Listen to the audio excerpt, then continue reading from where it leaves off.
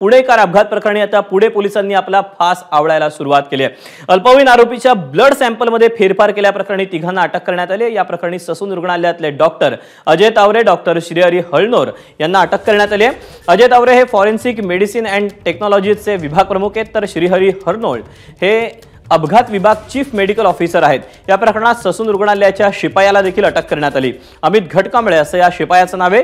घटकांबळे याच्याच माध्यमातून पैशांची देवाणघेवाण झाल्याचा आरोप आहे। या तिन्ही आरोपींनी 30 मे पर्यंत त्यांना पोलीस कोठडी सुनावण्यात आलेली आहे।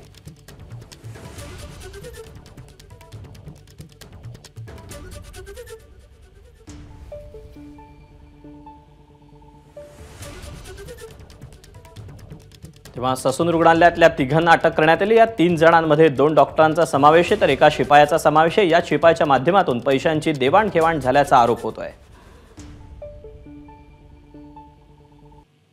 गाडी चालवत होता, त्यांचे ब्लड सॅम्पल ससून हॉस्पिटलचे डॉक्टरनी घेतली आणि ते डस्टबिन मध्ये फेकली।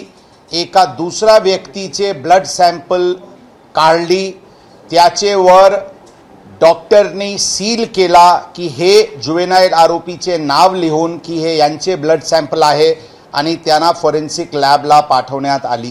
डॉक्टर अजय तावरे हे तिथे HOD फॉरेन्सिक मेडिसिनचे आहे।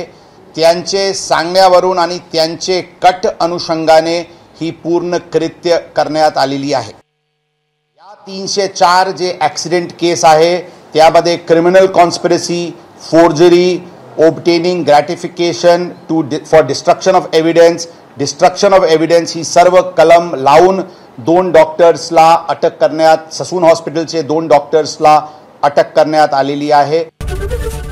ABP माझा, उघडा डोळे बघा नीट।